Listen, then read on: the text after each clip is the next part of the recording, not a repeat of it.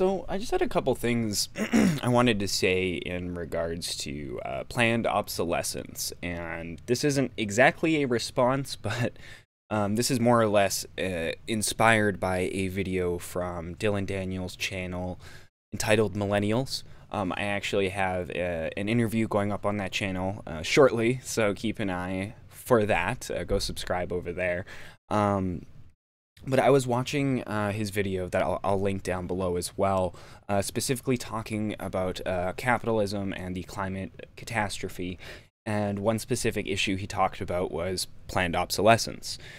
And some of my background, while I've been interested in studying politics for more than a decade now, didn't realize I was that old, but aside from that, I also started building computers and keeping up with technology news from a young age. I did cell phone repair on a professional, quote-unquote, level in a couple shops. Did that for a number of years. Computer repair kind of intertwined with that as well. I took a bit of a cybersecurity course at a certain career college that I will not mention that ended up being basically a sham, and the course being outdated enough that it was a waste of my time, but I won't get too far into that. Anyways, I just wanted to give a bit of my perspective on the idea of planned obsolescence with my experience in the tech industry. And I just wanted to start by saying I do not like corporations. I despise corporations. I fully am of the opinion that a corporation will do whatever it can to optimize profit margins. And that's not even conspiracy. That is legally mandated to a degree where any company that's publicly traded or that has shareholders, the CEO and higher-ups in the company maintain a legal obligation to the shareholders to maximize profits in any obvious and feasible way. So a CEO can't put his foot down and say, no, we're not going to do layoffs, or no, we're not going to do this, without the consent of the shareholders. So as a consequence of that, yes, corporations make a lot of anti-consumer decisions and decisions that are very bad for people. With that being said, the idea of planned obsolescence, well, it does seem attractive, especially now that we're in the age of constantly evolving technology, and it seems like companies are coming out with new technology just to get you to buy new technology. And well, that is their primary driver, yes. Their main motivation is to make more money, and the main way to do that is by selling people something they don't already have, which is something new. Regardless of that incentive or motivating factor, engineers and those types of people, the people that actually work on the products themselves and design them, that aren't as focused, some of them may be, but generally they're more focused on making technological developments and improving the technology. So what ends up happening is we can use Facebook as a great example, because I've used that platform more than a decade now. Oh my God. But it has evolved quite seriously. So you look at its first implementations on mobile, and well, it might not have been the first one. I had an iPhone 3GS when I was in junior high, and I used Facebook on that, and it was quite a rudimentary implementation. There was no advertising. I don't believe there was video playback. You definitely couldn't play any games through your phone. But as the years go on, Facebook starts to add features like advertising, like video, higher quality pictures. They introduce chat. They introduce all these different things into the platform. But there's kind of two things that go into that. So one, the technology, the mainstream technology that generally everybody has to get to a point that it can support those features, that is powerful enough to maintain those features. And then number two, the company has to redesign and change their application to update all those features so that with the new technology that's been introduced, it can create a better user experience overall, is generally the kind of aim of these apps.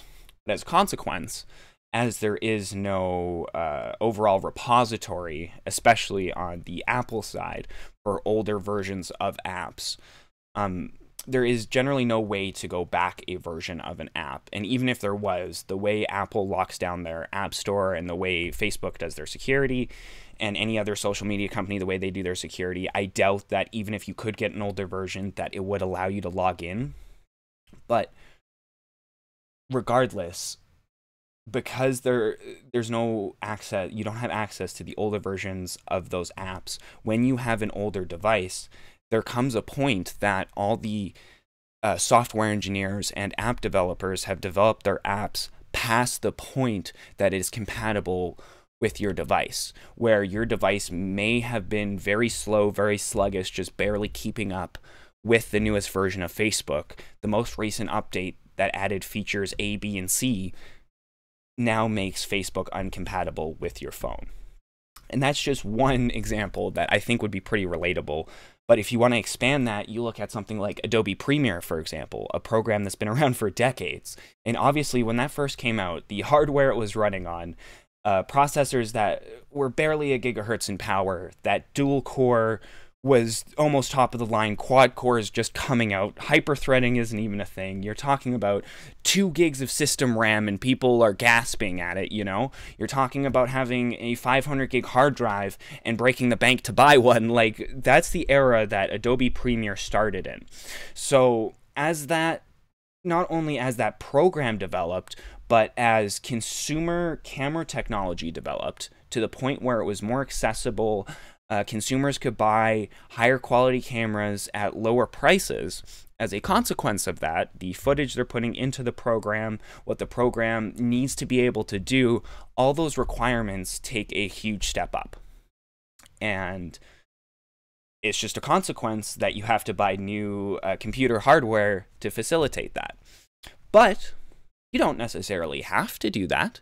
I work for a large tech company. I won't say which one, but we do kind of like over-the-phone, at-home help with some people. And there was a question the other day, and we fulfilled a service call to help with a piece of software that its last released version was 1981. I can't remember the name of it, but it was basically a spreadsheet software, like the equivalent to Microsoft Excel, but in 1981. There are still people using old technology, and there's nothing that stops you from using old technology other than the desire to do things that that old technology is not able to do. So to kind of prove my point, there is a massive community. This individual isn't representative of the entire community, but there is a massive community of people that are just absolutely obsessed with retro technology and computer hardware in particular. Like, look at this. Oh God, I'm not signed into my YouTube account on this browser, so we gotta skip the ad. No YouTube Premium. Yes, I am a scrub. I pay for YouTube Premium. Anyways, my point is there is an entire community of people that dedicate their lives to using old hardware, using old technology. You can still use it. It will still be functional. It will still be able to do almost everything it was able to do when it was released, plus or minus some internet functionality, where, again, you have an issue of there's not older versions of these websites or web apps that still work on this older hardware. But even it's still possible, there is dial-up modem converters. You can take these Apple II computers, connect them into a dial-up modem, and connect them to the internet.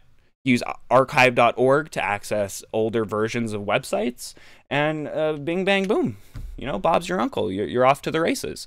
Are you going to be able to upload 4K footage onto the computer and edit it and put in CGI? Absolutely not. But it will do what it was intended to do when it came out. But in the spirit of transparency, just because obsolescence, technological obsolescence, what I'm arguing here, basically, is that it's not necessarily malicious. Excuse me. It doesn't mean that there's not malicious things that happen around the obsolescence of technology. I didn't pull it up, so I will see if I can find it. If not, I will try to leave a link after I upload this video. But basically, a little while ago, there was a scandal that Apple was purposely draining batteries in their software. So not in the sense that it would lower your battery percentage, but that it was...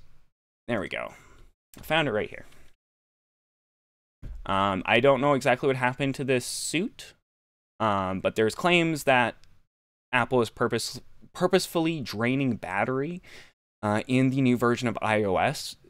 To my understanding, it wasn't that like they were just taking the battery percentage you saw on screen and lowering it. What they were doing was actually making the phone work harder than it actually had to, where unlike older applications, right, or applications in general, where these manufacturers or software engineers and app developers, I should say, where they might only develop, say, 1 or 2 versions of it, and maybe have a couple older versions available on their website for Android users and stuff like that. Unlike that, Apple actually caters every version of iOS to the phone it's installed on. And I don't even mean by, like, all iPhone 14s get the same software upgrade. No. Your iPhone 14 gets an upgrade. My iPhone 14 gets a different upgrade. They're fundamentally exactly the same thing, but the update I download will not be able to be installed onto your phone without specific authorization and specific involvement from Apple's servers. As a result of that, they have a different version of iOS for each device they are currently supporting. So, meaning if they are supporting older devices, they can cater the OS specifically because they're already making a different version of the OS. They can cater it specifically to be less intensive on these lower end older devices. But they specifically chose to do the opposite, to make it more intensive on these devices, to have these the battery health deplete more rapidly over time, to encourage people to buy new devices. Other thing Apple also does is, you can argue this is intentional, and I would almost argue it would have to be, but it seems like every product they release has some glaring engineering flaw that causes catastrophic failure in a significant percentage of their devices.